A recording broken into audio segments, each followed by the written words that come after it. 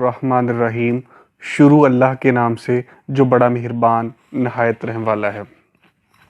Dear students, अस्सलामु अलैकुम। Dear students, optical active substance के बारे में हम पहले पढ़ चुके हैं, लेकिन प्रैक्टिकल की तरफ जाने से पहले हम दोबारा इस कॉन्सेप्ट को रिकॉल करने की कोशिश करते हैं। मैं आपके सामने डायग्राम शो करूंगा। उस डायग्राम की मदद से इंशाल्लाह हम ऑप्टिकल एक्टिव सब्सटेंस के कॉन्सेप्ट को समझेंगे।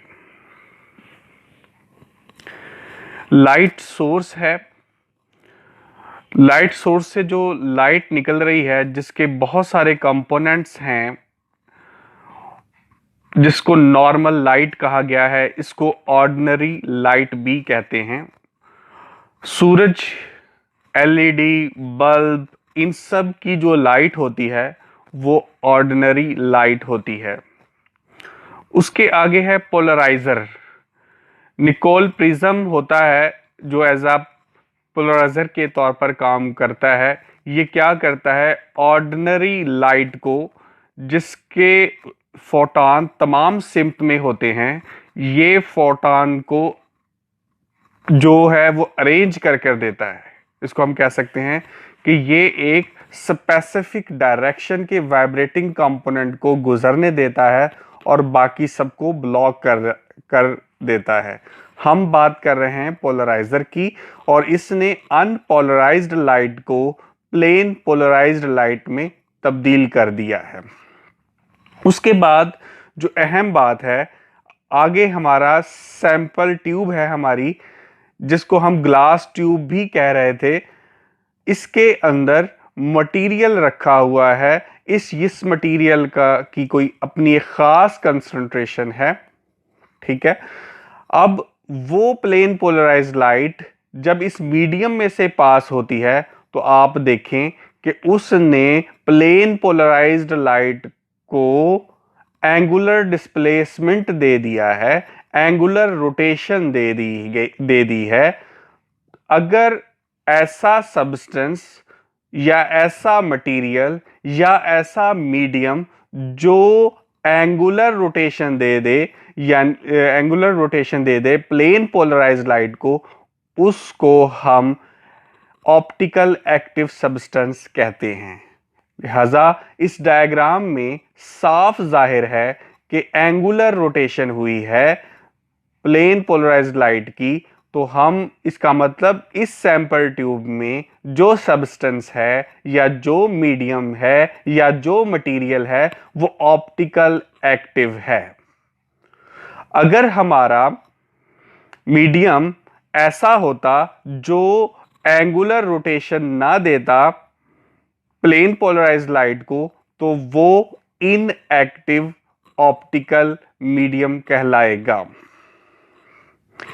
चलिए जी, अब हम चलते हैं नेक्स्ट टॉपिक की तरफ। Types of optical active substances.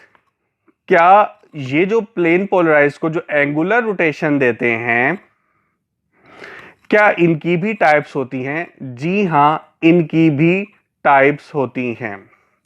इनकी दो टाइप्स हैं, एक कहलाते हैं डेक्स्ट्रो रोटेटरी और दूसरे कहलाते हैं लीवो रोटेटरी। आए हम सबसे पहले डेक्स्ट्रो रोटेटरी के बारे में जानने की कोशिश करते हैं। डेक्स्ट्रो रोटेटरी, अगर प्लेन पोलराइज्ड लाइट को मीडियम राइट हैंड की तरफ या क्लॉकवाइज की तरफ रोटेशन दे दे प्लेन पोलराइज्ड लाइट को, तो वो सब्सटेंस कहलाएगा डेक्स्ट्रो रोटेटरी। अच्छा, जो पहले मैंने आपको डायग्राम दिखाई थी, उसके अंदर राइट साइड के ऊपर मूवमेंट हुई थी, लिहाजा वो जो कोई भी सब्सटेंस उस सैंपल ट्यूब में था वो क्या कहलाएगा? Dextrorotatory substance. Dextrorotatory substance के साथ स्मॉल डी या उसके साथ उसकी जो रीडिंग है एंगुलर रोटेशन की, उसके साथ पॉजिटिव का साइन इस्तेमाल करते हैं। उसके बाद है लीवो रोटेटरी को हम एक्सप्लेन करने की कोशिश करते हैं। लीवो रोटेटरी में अगर हमारी एंगुलर रोटेशन एंटी क्लॉकवाइज या लेफ्ट साइड पर हो जाए प्लेन पोलराइज लाइट की, तो वो ऑप्टिकल सब्सटेंस क्या कहलाएगा? Laevorotatory. अगर हम इसके सिंबल की तरफ चलते हैं तो इसको स्मॉल एल और इसकी जो रीडिंग है उसके साथ माइनस या नेगेटिव का साइन इस्तेमाल करते हैं। आई होप आपको ऑप्टिकल एक्टिव सब्सटेंसेस की टाइप्स का पता लग चुका होगा। क्योंकि हम शुगर की क्योंकि शुगर हमारा ऑप्टिकल एक्टिव सब्सटेंस है पोलैरिमीटर के एक्सपेरिमेंट के अंदर, तो मैंने ये समझा कि क्यों ना हम ये भी स्टूडेंट से पता लगवाएं कि जब वो शुगर की कंसंट्रेशन रखें सैंपल ट्यूब के अंदर अपने एक्सपेरिमेंट के अंदर, तो ये भी बता सकें कि वो जो सैंपल है वो डेक्स्ट्रो रोटेटरी है या लीवो रोटेटरी है। आई होप आपको समझ आ गया होगा। वस्सलाम।